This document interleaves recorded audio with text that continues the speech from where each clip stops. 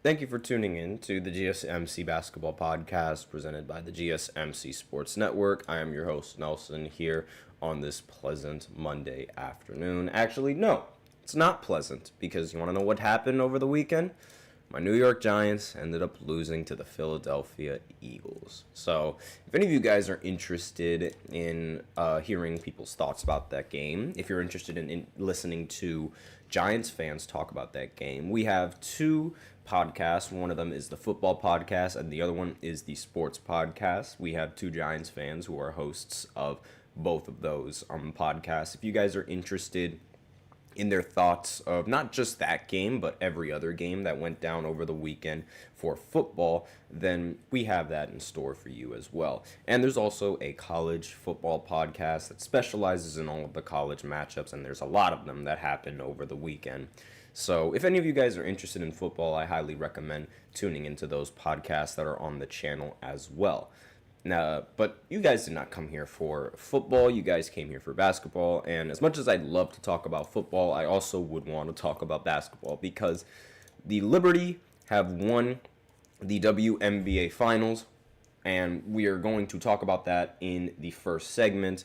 And then in the second and the third segment, probably going to be two segments, we'll see. I'm going to go ahead and talk about NBA records that could be broken in this coming season and how likely I think those when I think those records are going to be broken, and also my thoughts on the record actually being broken and the player who's going to end up breaking that record. So I'm going to talk about that in the second and the third segment. And then in the fourth segment, opening night is tomorrow. So tomorrow is going to be the start of the NBA season, and I'm just going to give my predictions on some of the winners who I think is going to win in that game. And then we also have a special fifth segment at the end of the fourth segment, so be sure to stay tuned for that if you guys are interested. Before I begin, however, I'd like to remind everybody that we love to hear what you guys have to say during the show, whether you guys have a hot take, whether you guys have a burning question, something that you've been dying to share. We're all ears. If you really want your comment or question to get noticed, I recommend using Super Chat. You just click on the $ below the chat box, and you can send in your comments and or donations that way. If Super Chat's not really your thing, then that's all right. You could always use the link displayed below the ticker on every single show segment as well. The link should be popping up really soon. It's gsmcpodcast.net. You can send your comments and or donations to that link and show your support. Really helps the channel, really makes the show much more interactive between myself and you guys. So let's talk about the WNBA Finals. So as you can see by the ticker, and if you guys were paying attention to what I said, the Liberty, they ended up winning the WNBA championship. Now, this was an incredibly close final game, and honestly, all of the games in the WNBA were really, in the finals, were incredibly close. And this game was decided in overtime, where the Liberty ended up prevailing 67-62. The finals MVP for the WNBA was Jonquel Jones, the center for the Liberty. She ended the game with 17 points and 6 rebounds. A very, very dominant performance for an elimination game in the WNBA. And what are my thoughts on this game? So I think that this game was one of the biggest chokes in the entire history of the Lynx. And the reason why I say this, I understand that the Liberty, they had home field advantage, so you weren't really expected to win as an away team, if you're the Lynx. So it's you could end up winning, but, it's not really that expected. Usually the team with home field advantage ends up prevailing towards the end in elimination games. But again, obviously, that's not the case. And like I said before, in every single elimination game, when you go to an elimination game, the teams are evenly matched. And chances are, the team that has the best player on the court is going to win the game. Now, for the Liberty, the two players who are usually the best on the court, Brianna Stewart and Sabrina Ionescu, were abysmal last night. They were absolutely atrocious. In fact, combined, they made a total of 5 shots. Combined. And in terms of shot attempts, they made 5, but then they end up taking, let's do some quick math right here. They end up taking 34 shots. So they went 5 for 34 in the elimination game. Brenna Stewart ended up going 4 for 15 by herself with 13 points. And Sabrina Ionescu went 1 for 19. I'm going to repeat that. 1 for 19 in an elimination game. That is absolutely atrocious. In fact, that is almost criminal. And the Liberty still end up winning in this game. Like, when your two best players are shooting like this, now is your time to pounce. That is your chance to take the series. That is your chance to steal the game and win it in the end. But the Lynx didn't end up doing that, unfortunately. And while Nafisa Collier ended up performing as dominantly as she's ever done in the postseason, 22 points and 7 rebounds, along with Kayla McBride, who ended the game with 21 points, 5 rebounds, 5 assists, she didn't really get that much aid from her teammates, which was a big problem. Courtney Williams ended up going 2 for 14 in this elimination game, and Bridget Carlton ended up going 1 for 6 in this elimination game. So the real problem was the teammates. And even then, this game was still winnable in overtime. All you had to do was make a couple of important shots towards the very end, and you could have prevailed. The three-point shooting from the Lynx was also incredibly poor. They ended up shooting 15%, 3 for 19, but the Liberty ended up shooting worse, going 2 for 23 on 8%. 2 made three-pointers in an elimination game. That is absolutely abysmal. This was the best chance for the Lynx to come out and break this game open and win this game in the end, but they failed to do so. Now, you can make the argument that this wasn't really that big of a choke on the Lynx, as this was just better all-around team basketball played from the Liberty, as they had multiple players in double figures as opposed to the Lynx, who just had 2. That I understand. But still, this was an incredibly ugly WNBA Finals. This was this was incredibly ugly. Like, it was really bad to watch, especially like it really seemed like every single time one of the teams threw up a three-pointer, it was just going to be brick after brick after brick. It was really bad. And a lot of people, of course, didn't end up watching this game. And I'll tell you why. This game happened yesterday, when football was going on. And guess who was playing football at 8:20? The New York Jets. There aren't many New York fans that are going to tune into the Liberty game as opposed to tuning into the Jets game, regardless of how bad they are. Not to mention, the MLB postseason is also going on at around this time. There was a game yesterday between the Mets and the Dodgers, and these sort of games were going on at the same time as the WNBA. I'm sorry, but it's like New York is not going to look at the WNBA as opposed to looking at baseball or as opposed to looking at football. And I say New York because the Mets and the Jets ended up playing in this game. And the Liberty ended up playing in that night as well. So it's like there was a lot of things to tune into, but more often than not, people are going to tune in to those other two sports over the WNBA, regardless of it having its most popular season in recent memory. In fact, while we are on the topic of that, the WNBA is apparently going to lose money this season. They're going to lose around $43 million this season. And the NBA, the NBA executives that put money into the WNBA are growing impatient. And can you really blame them? This is the most popular season that the WNBA has had in its entire history, and it's still losing money. Why is this? Well, aside from the fact that Caitlin Clark wasn't in the playoffs, it all stems back to what I've been saying from the beginning. These WNBA playoffs cannot be going on when other sports teams are playing in their leagues. They cannot be happening. They have to go on at times when teams aren't playing until they can build that popularity, because asking the WNBA to compete with the NFL is a complete death sentence. The NBA couldn't compete with the NFL. What makes these executives think that the WNBA is going to be able to compete with the NFL?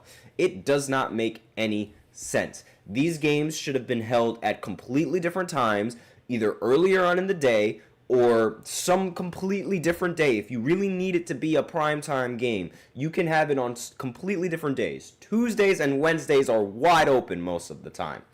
And if you're going to do it at a primetime, like primetime is usually at around, like, I want to say maybe 6:30 to around 9 o'clock. It's usually when primetime is for a lot of people who use television. You have to have those games set up early so that way it doesn't interfere with any of the later games. It just cannot happen. And this has been the problem from the jump. This was their most popular season, and the most important part of their season, the postseason, was swept completely under the rug. In fact, in an earlier meeting, like in a meeting that I literally just had a few minutes ago, one of the people, I'm not going to disclose his name, one of the people ended up saying that he didn't find out that the WNBA was going to have a 7-game final series until LeBron talked about it. That kind of advertisement is incredibly weak, and in a league that's trying to increase its popularity, that cannot happen. Like, the timing is of the essence when it comes to these sort of things. You have to do it at a time when either people aren't expecting it or when people don't have anything better to do at this point in their season and at this point in the WNBA's conflection. Because, again, they're just starting to gain traction. And in order to properly gain that traction, you have to bring out news and you have to bring out these kinds of information at a time when nothing else is going on. Because all of these other sports leagues, the MLB, the NFL, the NBA, they already have an established platform. The WNBA is slowly starting to build up to that, but they aren't there yet. And I don't think that they realized that when they scheduled these playoff games. Because again, this playoff series came down to the wire in almost every single game.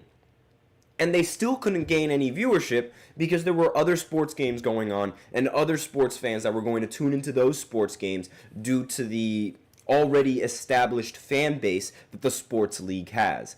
It's something that just cannot happen with this WNBA, and I'm extremely disappointed at the scheduling of these games. Extremely disappointed. It was a huge missed opportunity, and I guarantee you that there's going to be so many planners that are going to end up losing their job because of this. I'm sorry to say this, but this was a terrible job with the postseason. An absolutely horrible job.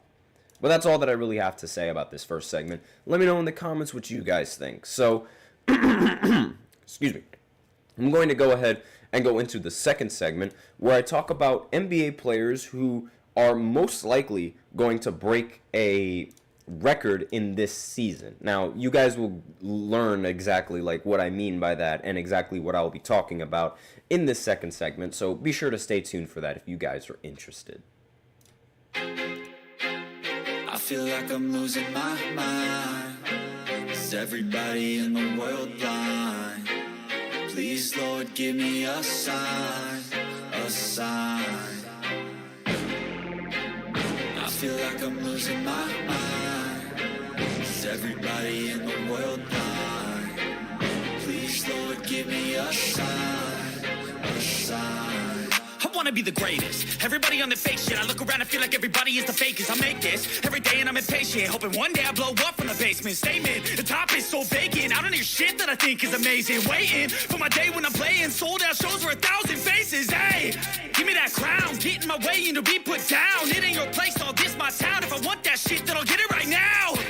I'm losing it, the noose it fits. I'm losing shit, a stupid myth. You choose to live or choose to dip. You choose to fight or lose your grip and lose a gift. Oh. I feel like I'm losing my mind. Is everybody in the world blind? Please, Lord, give me a sign, a sign. I feel like I'm losing my mind. everybody in the world blind?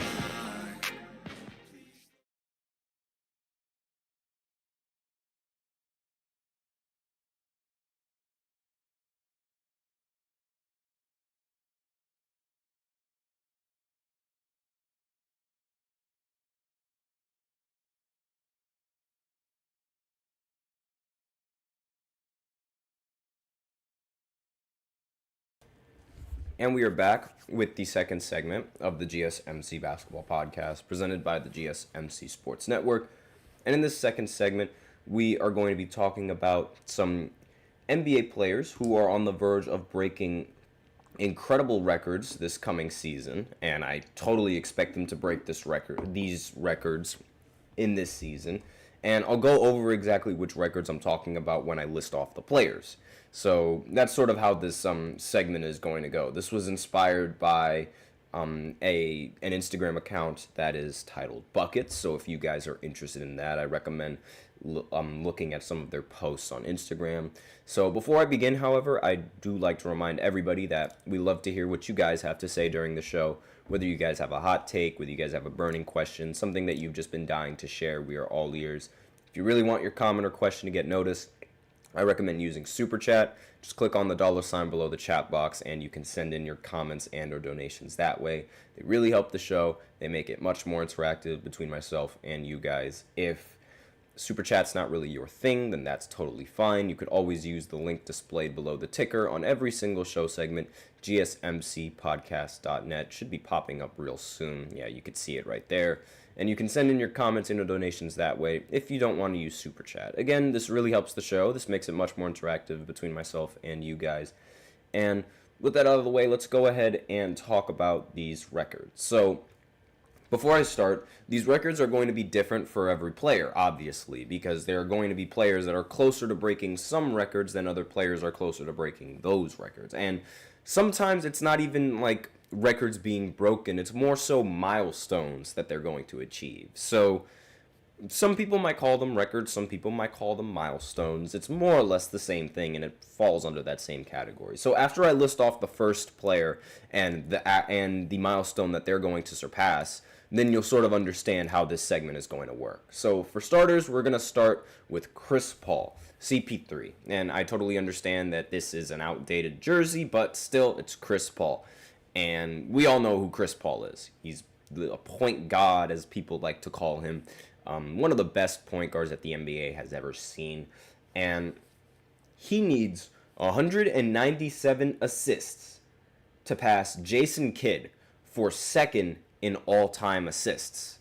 Now, this is obviously an incredible milestone to have, and one that is obviously, it's happening because of Chris Paul's longevity. Similar to LeBron James, Chris Paul's longevity is incredible. He's been solid for so many years, and he's really been that reliable option for a team. Every single time a team ends up acquiring Chris Paul, the team ends up playing vastly better with him at the point guard position. He is the definition of making your teammates better. The clear-cut definition of a point guard that makes your team better, which is why I don't understand why people say that Halliburton is the first true point guard of this generation when Chris Paul is still playing in this league. I think that's rather disrespectful because Chris Paul has been able to do more or less like what Halliburton has done for longer periods of time. And I completely understand that Chris Paul is nowhere near in his prime, but his effects on a team and the impact that he has on a team, the minute he steps foot into the locker room, is apparent. Every single time he joins a team, they've had a winning record and they've had a better record than they've had previously. This is just known for Chris Paul. This is just the aura that he brings, if you wanna use more modern terms. This is just what he does. He's been doing it since day one, since he was drafted in by the Hornets, New Orleans Hornets, by the way, and then when he got traded over to the Clippers, and then when he got traded again all the way over to Houston, and then traded again to OKC. Every single time he's made his team better. And part of that, and a big reason of that, is because of how he can set up his teammates with the passing. I should say, and I should point out, that he makes his team better in the regular season, because in the postseason, and this is going to haunt his career throughout the entirety of his life, he is a playoff choker. Now, the numbers don't show it. I will say that the numbers don't show it, but it's just, he's one of those players where it's like, you look at him and you do the eye test, and you can see, right, this guy just doesn't step it up in the postseason. It's really just, it's a thing that he has. I don't know how to explain it, but it's very, very common for him to lose in a series when a lot of people feel like he inevitably should have won in the end. He did it twice when he was on the Clippers, blowing a 3-1 lead. He did it when he was, unfortunately, like, it's just bad luck. It's a lot of bad luck that comes with it as well. In Houston, he ended up getting injured in the most important point for his team before Game 6 and Game 7, which ultimately decided the series for the Golden State Warriors.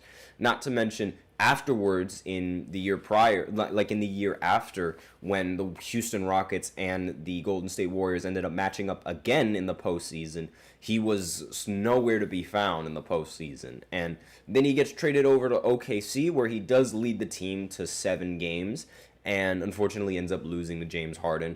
And then when he went to Phoenix, where he actually looked like he had the best chance of winning a ring, going up 2-0 in the series, he ends up blowing all of those games afterwards in the final series against Milwaukee, losing in 6.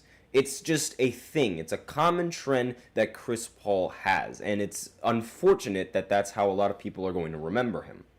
But regardless, being second in all-time assists, I definitely feel like it's going to boost him in the all-time point guard rankings, in my opinion. Let me know in the comments what you guys think. Do you guys think it's not really going to be any sort of huge addition? Like, do you guys think that if he really wants to move up in the top point guards that he has to win a championship? In fact, my opinion is, who do you guys think is better? Do you think Chris Paul is better, or do you think Russell Westbrook is better? For their entire career, not off of this season, not off of last season, their entire career, which player do you think is better? I'm curious to see what you guys have to say about that.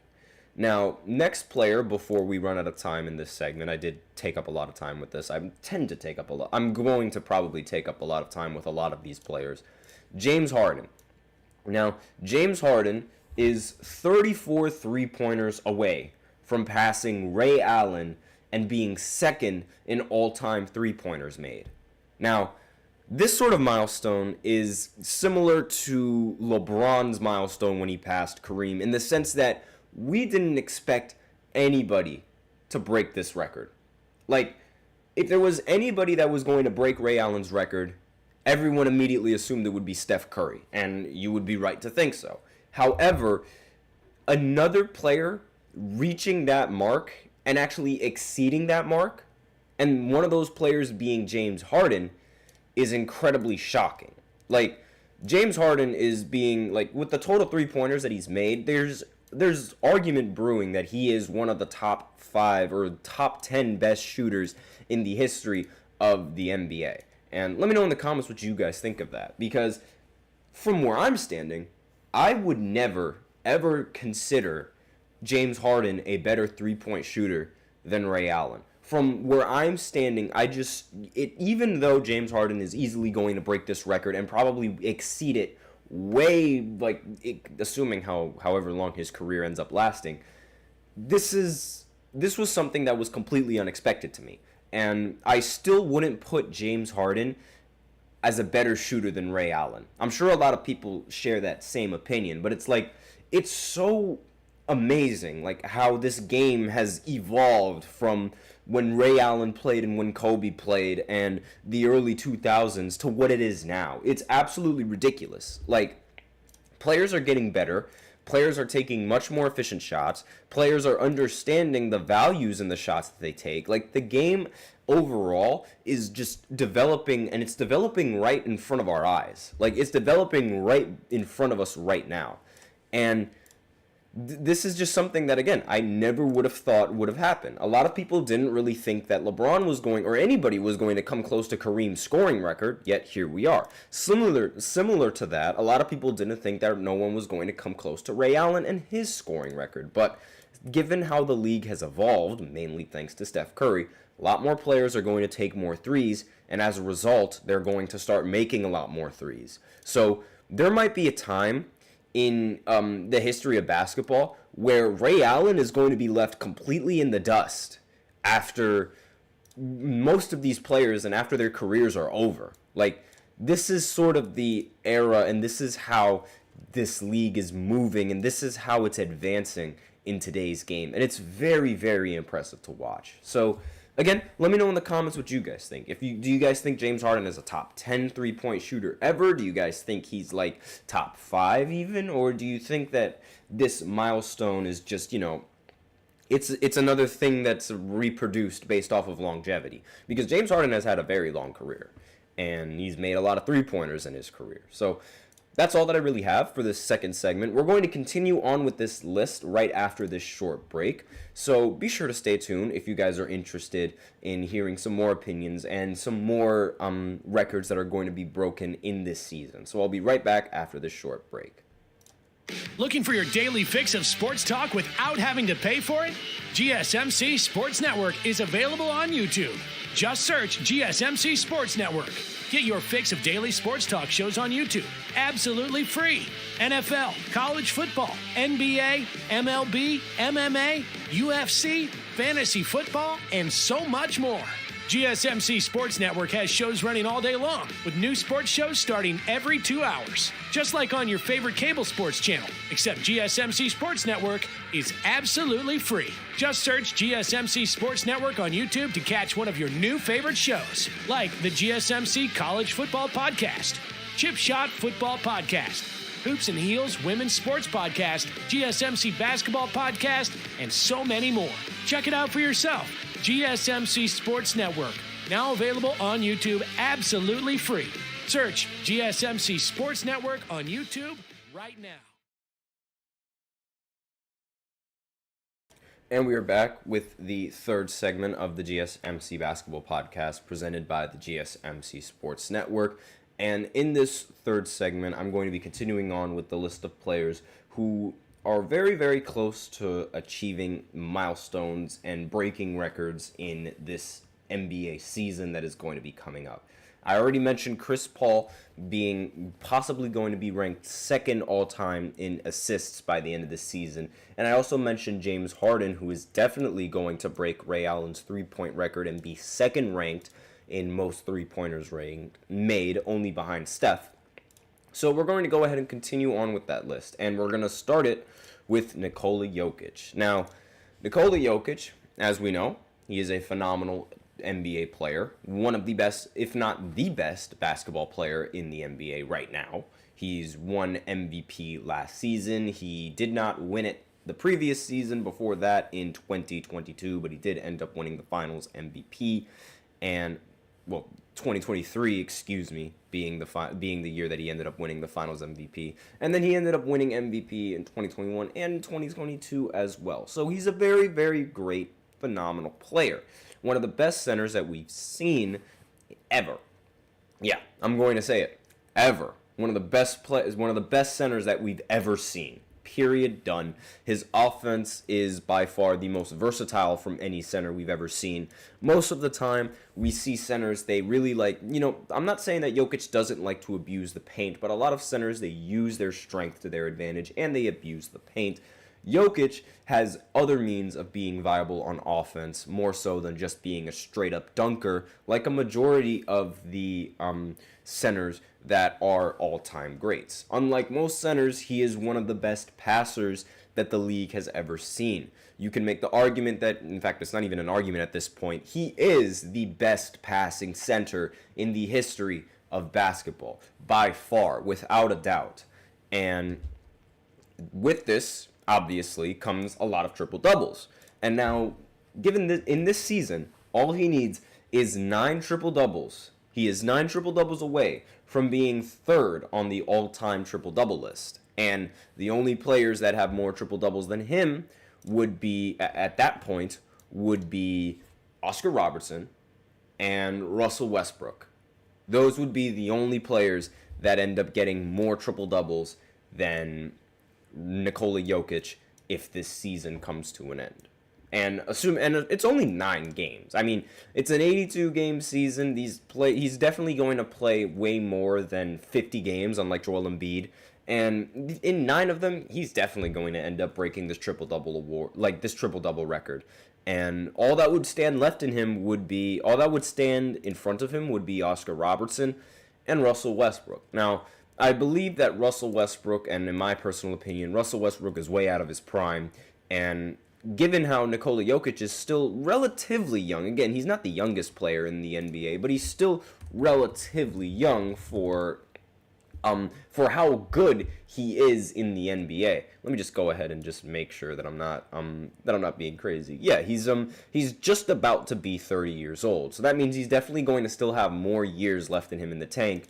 And at this rate, he's probably going to be, in my opinion, the league leader in triple-doubles by the time his career comes to an end. And really, it's phenomenal what he's been able to do. And again, 9 triple-doubles away from breaking that milestone. So I definitely have him achieving that. Now, next player on this list is Kevin Durant. Now, Kevin Durant is 656 points away from passing Moses Malone for 9th all-time in points ever in the NBA. And again, being known as one of the league's best scorers in the history of basketball, being in the top 10 in scoring is going to obviously, enforce that argument. Now, let me just go ahead and do some quick math real quick. So, Kevin Durant, he's averaged, I want to say maybe he'll average 27 points per game in this season. At the least, maybe. We'll just say 27 times, and we'll give him leeway for injury. We'll say that he's going to play 60 games. We'll do that. So 27 times 60 is going to be 1,620. So he's easily going to break this. He's easily going to get 656 points to pass Moses Malone all time. I did that so that way you guys, obviously 656 points, it sounds like a lot. But when someone is as good as Kevin Durant, it's really not. And in fact, we'll give him even more leeway and say that he'll play only 40 games in this season. Assuming he scores 27 in all of these games, that'll still be 1,080 points. Now, we'll give him even more leeway in the production. Let's say maybe he's on the decline. We'll say he's getting injured and he's on the decline and he's going to average 25 points per game. We'll just say 25 points per game and only play 40 games. That's still 1,000 points.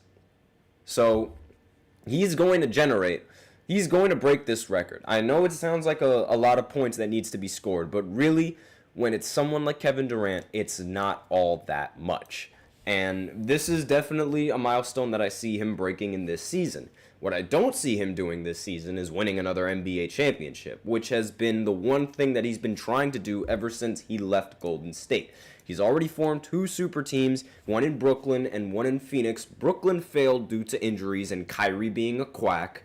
And this one is going to fail because their roster is too heavy on those 3 players, Devin Booker, Kevin Durant, and Bradley Beal, and they aren't really focused on the team as a whole, in my personal opinion. I don't think you can win an NBA championship just running strictly isolation. And on top of that, they've also been known to choke. Like the Phoenix Suns, they've been a team that's just been choking in a lot of these important games and in a lot of these series, and also just losing in series when we expect something more from them. And because of that, I don't think that Kevin Durant is going to achieve that milestone.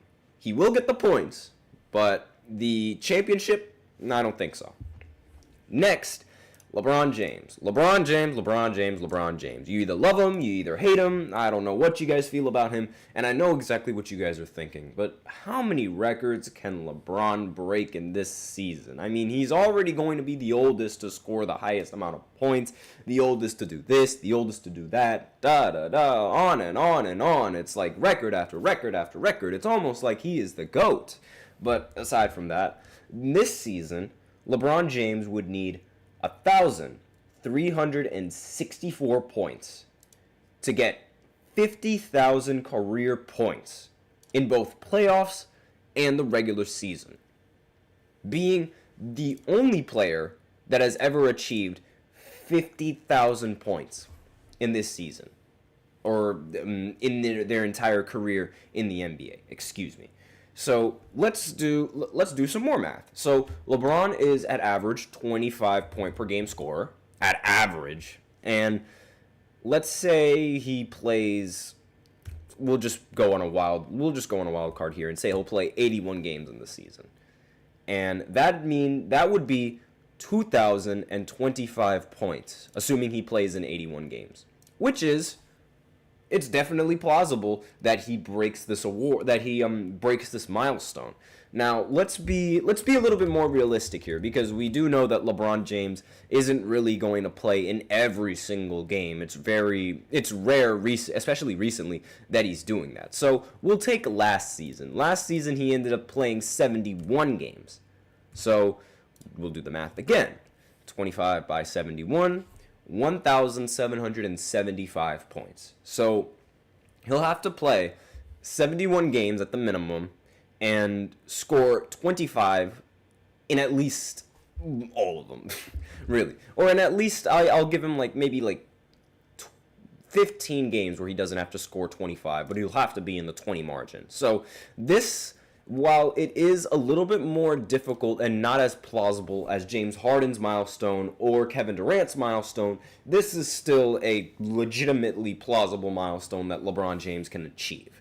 And I have no doubt that in the postseason, if they even make the postseason, we'll have to see, that this is going to be a thing that would happen in the postseason. If worse comes to worse, he gets injured, then he will not end up breaking this milestone. But hopefully, that's not going to be the case with LeBron. Now, next player on this list, Russell Westbrook. Now, this one is by far the most certain record that is going to be broken. The only thing that's really, I guess a lot of people would be, reluctant into thinking this wouldn't be broken is because of Russell Westbrook's status on the Denver Nuggets. He is going to be a bench player on the Denver Nuggets, meaning his minutes aren't going to be nearly as much as they were previously. With that being said, however, Russell Westbrook is one triple-double away from becoming the first player in NBA history to get 200 triple-doubles in their entire career. One game. He just needs one game to do this. One triple-double, and he's already got that milestone, and he's already become the first player in the history of basketball to acquire 200 triple-doubles. Just one. Again, the biggest problem with that is his status on the bench and, of course, his inefficiencies. Because he is going to be a bench player, the chances are he's not going to be able to play 30 minutes in every single game.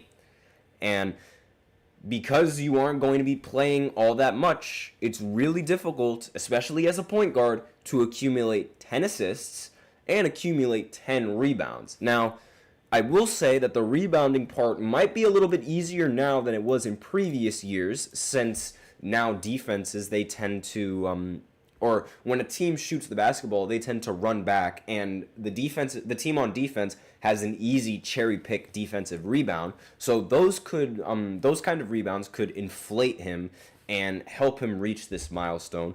And of course, there's the problem with the points production. Not entirely sure exactly what his role is going to be. If he's going to try to be a scorer, I really doubt that. I think he's going to be more of a facilitator for the Denver Nuggets. But again, this is still a milestone that could easily be broken if Russell Westbrook just has one fantastic game. All it takes is that one game. And he could do it. I really think he could this season. Next, and last but finally not least, Stephen Curry. Now, Steph needs 253 three-pointers to become the first player to ever hit 4,000 three-pointers in their entire career. Now, let's go ahead and check the stats just to be sure. Steph Curry's three-point makes last season, because again, like I try to remember all of these stats, but it's like Jesus, it's like a lot of them. So, for reference, last season, Steph Curry made 357 three-pointers. So, easily going to be broken this year.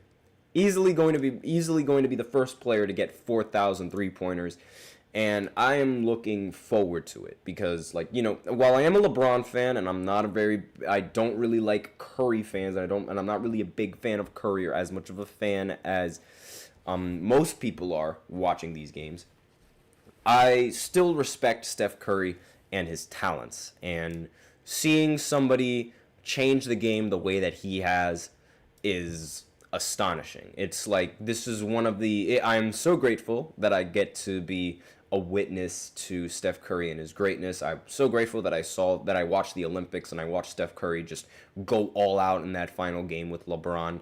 And the only thing that I'm really not that I'm not a big fan of Curry for is the fact that he ended up taking LeBron's 2 championship rings with teaming up with Kevin Durant. That's really the only big issue that I got. But aside from that, those are all the milestones that are really close to being broken in this coming season. That's all that I have for you in this segment. So let's go ahead and go into the 4th segment, where I talk about opening night and the games that are going to happen tomorrow, since the NBA season is going to start. So I'll be right back after this short break. Be sure to stay tuned.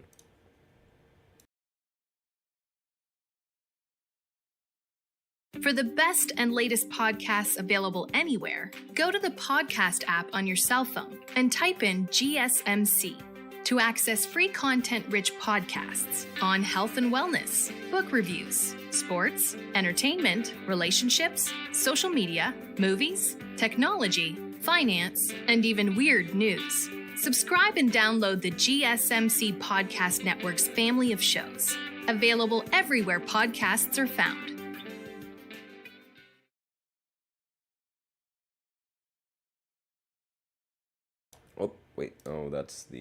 I completely forgot to change the name. Well, that's a little bit embarrassing. Anyways, and we are back with the 4th segment of the GSMC Basketball Podcast, presented by the GSMC Sports Network.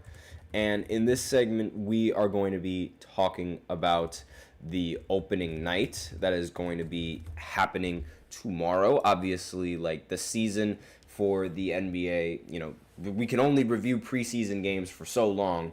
So the NBA season is going to tip off on Tuesday, so tomorrow, almost directly after the WNBA playoffs concluded.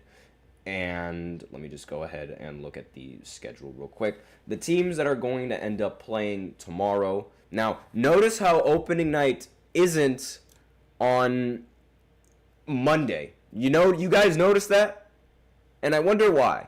Maybe because Monday at around 7 o'clock, people are going to be tuning in to football. The NBA already knows how to make their schedule. So why doesn't the WNBA? Nobody knows. But that's besides the point. So the NBA season is going to tip off at 7:30. It's going to start with the Knicks going up against the Boston Celtics in TD Garden. And this is obviously, you know, one of the more anticipated Eastern Conference matchups ever as of right now. And both of those teams I expect to make the Eastern Conference Finals and face off against each other in a best-of-7 series.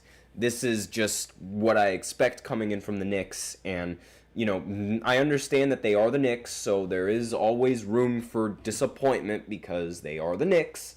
And that's just what happens. They're one of the teams that also has that big bugaboo in these big games, especially in the postseason. We saw it last year, even though I think mainly it was because of a lot of players being injured in the postseason.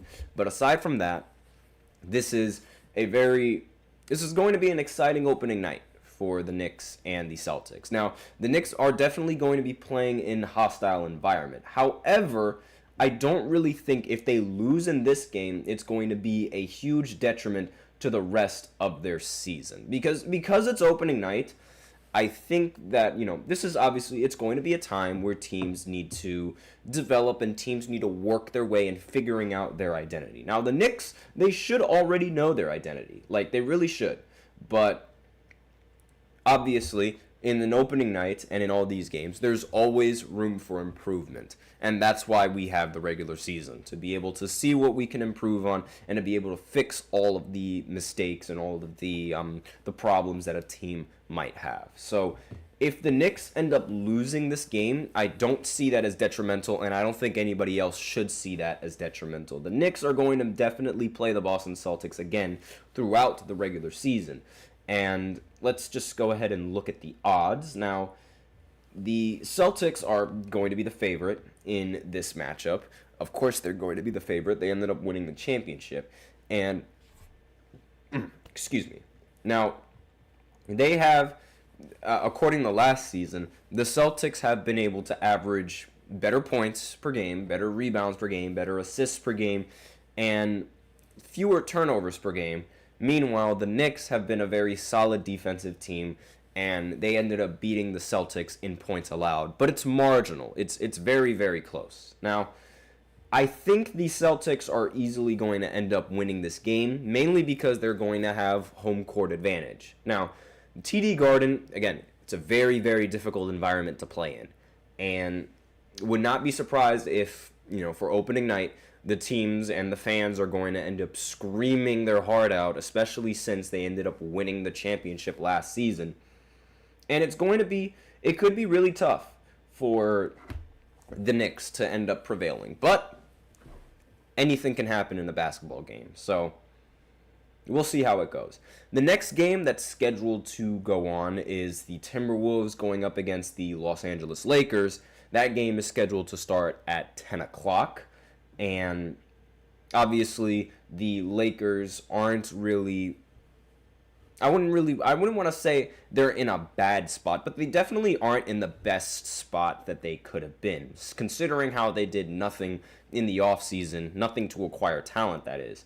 And Timberwolves, they ended up getting, you could argue that they ended up getting worse over the offseason as opposed to getting better, trading away Karl Anthony Towns to the Knicks. And really, it's like, this is going to sort of, this game, again, it's not really, I don't really think the opening night is going to be that much of an important game. I think the middle of the season is more important than anything else. And really, like, this matchup is just going to, I want to see, like, where Bronny is at an NBA level. That's really going to be the more important thing that I'm going to be focused on in this game.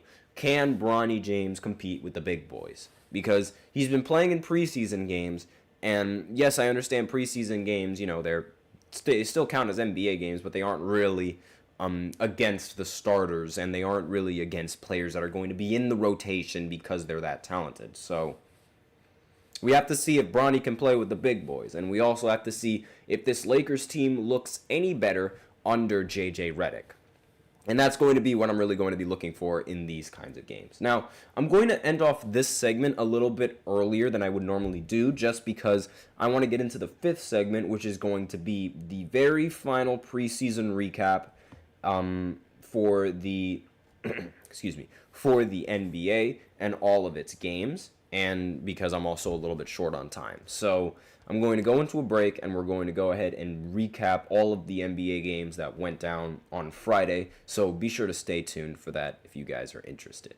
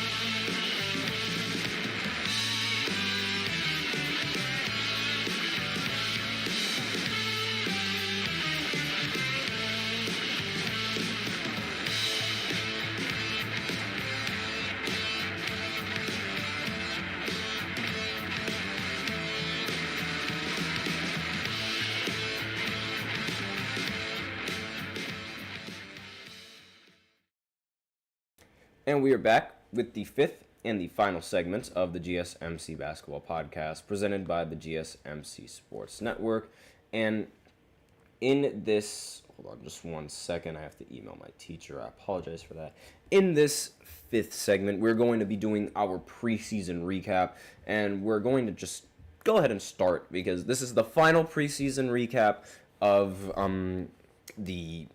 that I'm doing, because we're finally going to go into the NBA season, and then instead of preseason recaps, we're going to get NBA recaps. So that's going to be what's that's what's expected going into the future. And so let's go ahead. Now, the Knicks ended up losing to the Wizards, which was rather shocking.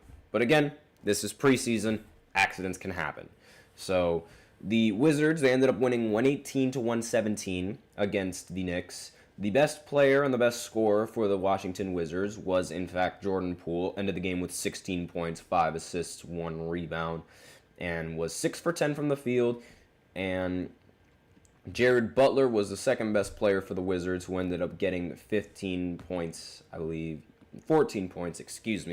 was 6 for 11 from the field. Now, for the Knicks, the best player was, of course, Jalen Brunson. He ended up playing 28 minutes in this game and ended up going 10 for 15 from the field, which is very, very, very, very efficient. And Karl Anthony Towns, 22 points, 0 for 5 from 3, which is a bit concerning, but again, it's preseason, so no big deal. 7 for 16 from the field, and Cameron Payne ended up going 5 for 12 from the field with 12 points. OG Anunoby ended up going 4 for 7 from the field with 14 points. And I was really impressed with OG Anunoby's defense. Again, this was against the Wizards, so it's really not all that impressive. But again, having a defender as competent as OG Anunoby is incredibly valuable for the Knicks, and we'll definitely want them to improve on their and capitalize on that defense, because that's ultimately going to be the game changer when going up against the Boston Celtics. Mikal Bridges ended up going 2 for 12 from the field and 0 for 10 from 3. And this is really bad. And a big reason to why he's shooting in this shooting slump is because he changed his jump shot. Now, one of the reasons why he ended up changing his jump shot was because he apparently grew an inch and his wingspan also increased. So because of this, he has to use a different shooting form as opposed to the shooting form that he's accustomed to, which is incredibly odd in my opinion, because the way I see it, if it ain't broke, don't fix it, right? But clearly, the way that he was shooting the ball was affecting him, and so he needed to change his shooting form going into this season, which could spell some bad news for the Knicks, because if he doesn't develop a decent shot and a consistent shot, then this is going to be a really bad look for the Knicks in making that trade and giving up all of their picks. This is something that they have to completely revamp, and they have to adjust. Cam has to figure out how to shoot the ball. That's really, I'm sorry for exploding over there, but it's this cannot be a thing that happens. And it's I watched him when he was playing on the Nets. I watched him every single game. He had one of the crispest shots ever, and seeing him struggle the way that he's struggling now with shooting the ball, it's very, very saddening to me. But that's it for the recap of this game.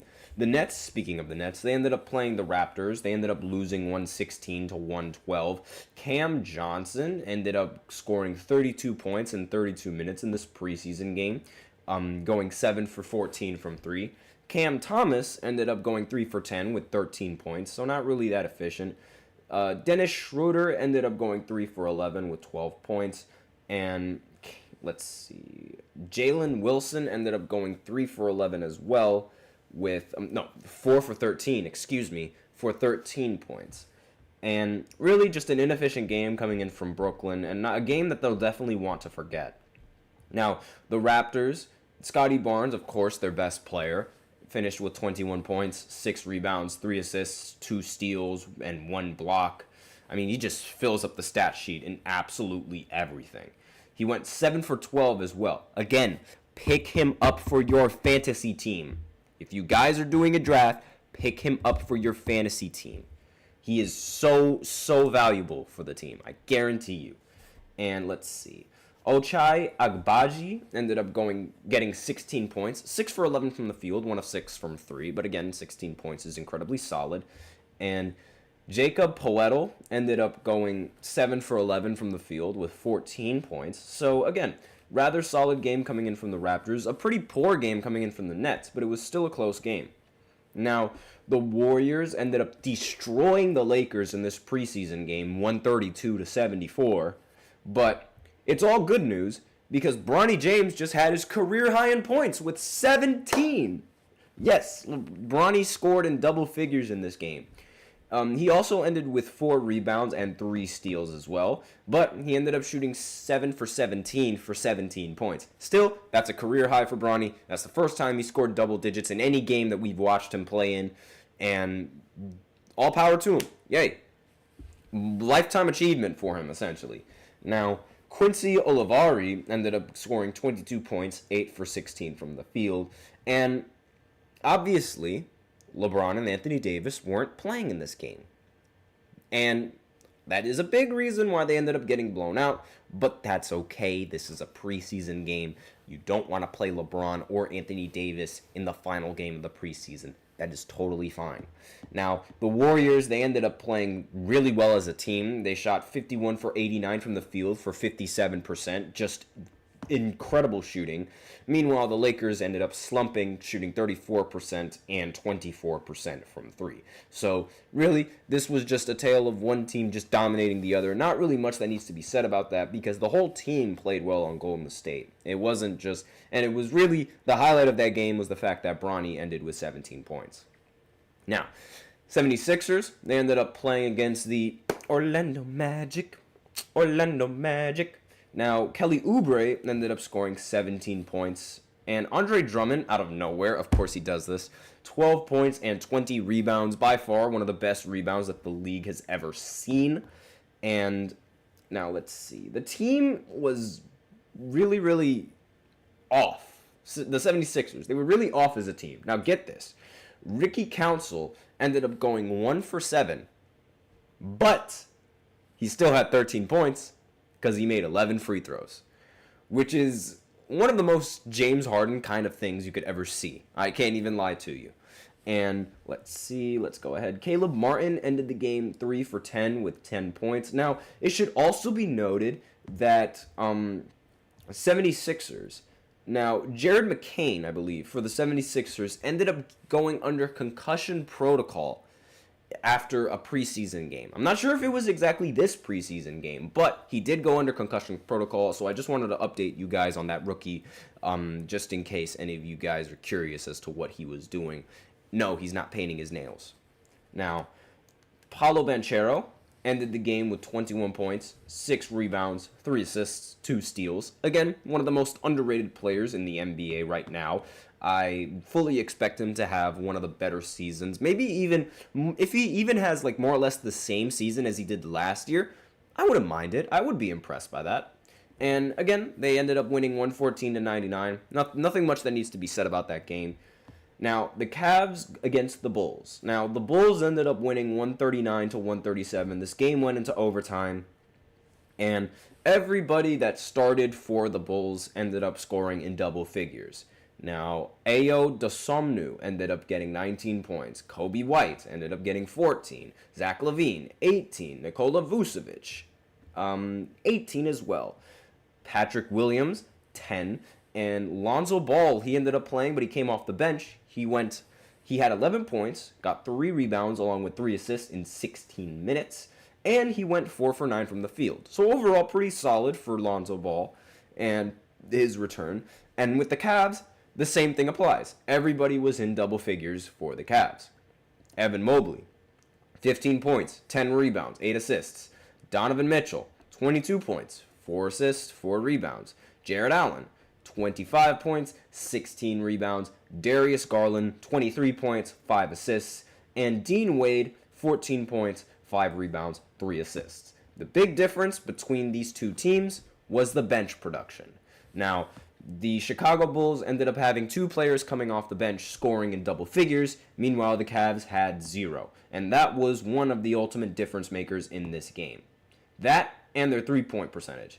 Because the Cavaliers, they ended up having 106 total possessions. Actually, this game, there was a lot of offensive possessions in this game. So, but aside from that, the Bulls ended up shooting more shots and making them at a higher rate. However, the game was still close. This game was still winnable for Cleveland. And even though, I feel like a big part of that was because of their, honestly, the big difference in free throws. That's really the big difference here. I mean, the Cavs ended up taking 33 free throws compared to the Bulls taking 21, and that ultimately ended up being the big difference maker, because if you take the free throws out and you just go looking at possession per possession, the Bulls should have easily won this game. Now, going into the next game, the Miami Heat ended up beating the Memphis Grizzlies 114-109, and not really much that needs to be said. No really dominant performances except from Josh Christopher, who ended up getting 17 points, 4 assists, and 3 rebounds. But aside from that, again, not really much that needs to be said about this game, because, Ja Morant, he ended up playing, so I guess he's all right with his ankle. 17 points, 6 assists, 8 rebounds. Desmond Bane ended up getting 19 points and 7 assists. And Zach Edey, 7 points, 7 rebounds. A bit of a mediocre performance coming in from Zach tonight, but again, not that big of a deal. It's just a preseason game. Not really much that needs to be said because it was just another boring game. Similar to how this Trailblazers game ended up going on. It was 124-86 in favor of Portland. And now, the highlight of this game, Donovan Clingan, that rookie from UConn, ended up getting 14 points and recording 20 rebounds. Now, I don't know about you, I'd start him over Ayton immediately. Let me know in the comments what you guys think about that. And not to mention, Rayan Rupert ended up scoring 20 points coming off the bench as well for the Portland Trailblazers. And overall, just a dominant game coming in from Portland, where the Utah Jazz ended up struggling, and they really struggled from 3. Jesus, 9 for 42. You're never going to win a game like that. And, of course, Lauri Markkanen, he played in this game, but he was awful. 1 for 9 from the field and 1 of 5 from 3. And it was just a very, very pitiful performance from the starting lineup. And I know they did not play a combined 20 minutes, but the fact that the most points that a starter was able to generate was only 6 is bad. That is really bad. But again, that's it. That is all for the preseason, and that is the only thing left for this preseason recap. So, thank you so much for tuning in to the GSMC Basketball Podcast, presented by the GSMC Sports Network. Your support means a lot to us. Remember to subscribe to the show, leave a positive review. It really does make a difference. We also invite you to follow us on Facebook, Twitter, TikTok, and Instagram for more content and updates. Please remember to use the link displayed below the ticker on every show segment, gsmcpodcast.net, or you could use Super Chat if you want your comments and or donations read and featured on the next show. Aside from that, that's all that I have for you guys today. Thank you so much for tuning in. Be sure to be ready for the NBA season tomorrow. I am your host, Nelson, and as always, take care.